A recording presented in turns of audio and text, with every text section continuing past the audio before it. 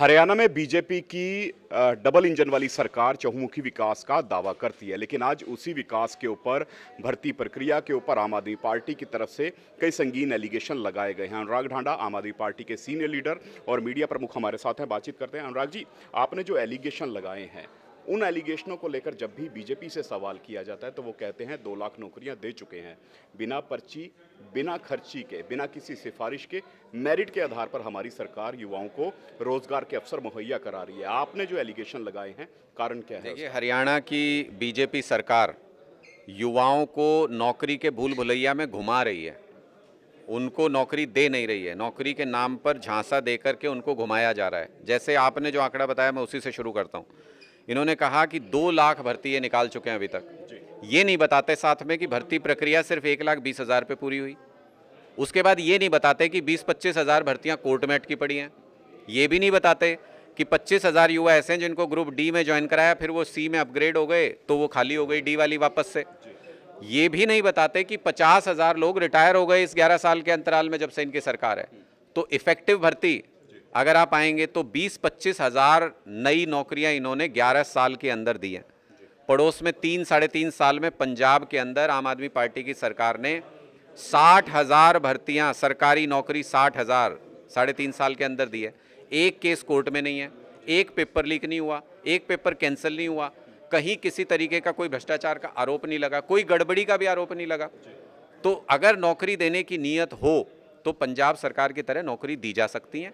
हरियाणा में सरकार की नौकरी देने की नीयत नहीं है। मैं इसके ढेरों उदाहरण आपको बता सकता हूँ।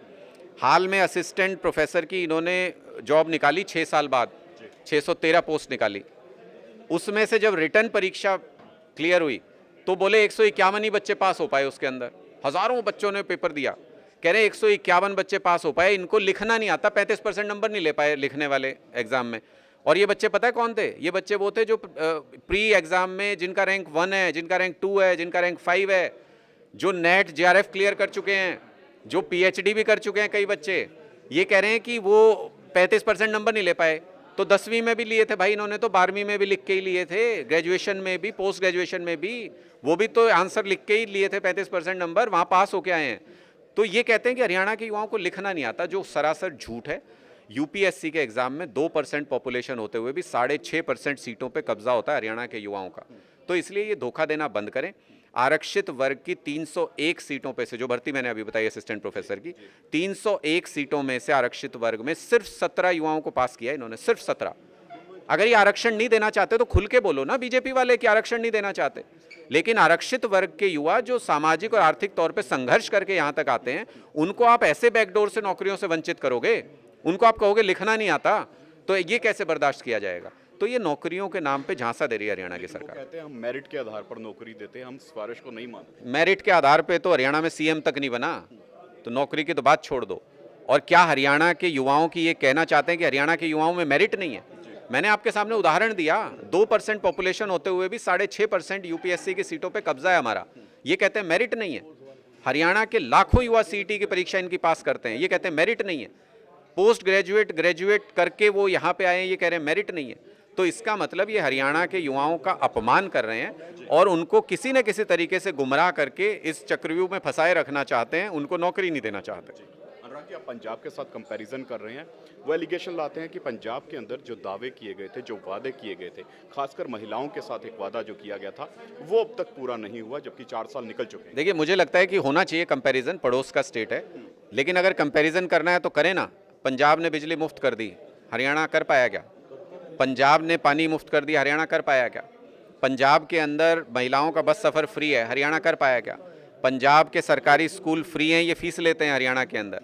पंजाब के सारे अस्पतालों में इलाज मुफ्त मिलता है, हरियाणा कर पाया क्या? अच्छे अस्पताल बना पाया क्या? तो अगर कंपैरिजन करना है तो पूरा करो ना।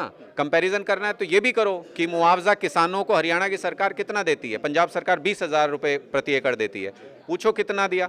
और कंपैरिजन करना है तो ये करो कि हरियाणा, पंजाब के लाखों किसानों को मुआवजा दिया बाढ़ का, हरियाणा की सरकार ने कितनों को दिया। कंपैरिजन करें तो पूरा करें। लाडो लक्ष्मी योजना का भी कंपैरिजन करना है तो करें। 1,40,00,000 महिलाएं हैं हरियाणा के अंदर, सिर्फ 5 लाख महिलाओं को इन्होंने योजना में शामिल किया। 1,35,00,000 कहाँ जाए भाई? उनसे भी तो वोट मांगा था, उनको भी तो धोखा दिया इन्होंने। पंजाब में मान साहब कह चुके हैं कि हम महिलाओं को इस बजट सेशन से हम 1000 रुपये जो वादा किया था वो पूरा करने जा रहे हैं और सारी महिलाओं को देंगे। हरियाणा सरकार की तरह, बीजेपी सरकार की तरह हरियाणा की महिलाओं को जैसे उन्होंने धोखा दिया वैसे धोखा नहीं देंगे। एक और बड़ा सियासी मसला जो है वो इस वक्त तूफान पर है। नवजोत कौर सिद्धू का एक बयान आता है कि कांग्रेस के अंदर मुख्यमंत्री की जो कुर्सी है वो 300 से लेकर 500 करोड़ में बिकती है।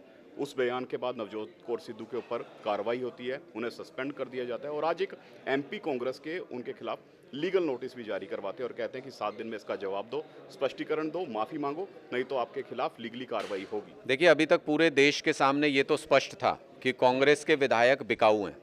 बीजेपी उनके विधायकों को खरीद के सरकारें बनाती तोड़ती रहती है। पहली बार कांग्रेस के ही नेताओं के बयानों से ये भी स्पष्ट हो गया है कि सिर्फ विधायक नहीं, कांग्रेस में सीएम की कुर्सी भी बिकाऊ है। सवाल देश के लोगों के मन में अब सिर्फ ये है कि क्या बीजेपी पैसे का इस्तेमाल करके कांग्रेस के अंदर सीएम की कुर्सियां भी खरीद रही है विधायकों की तरह? क्या वो अपने लोगों को सीएम की कुर्सी पर बिठाते हैं बीजेपी वाले पैसा इस्तेमाल करके? ये देश के लोगों के मन में सवाल है, क्योंकि अगर ऐसा है तो फिर विपक्ष के मायने क्या रह जाएंगे? फिर तो पूरा का पूरा सिस्टम इन्होंने कॉम्प्रोमाइज़ कर लिया।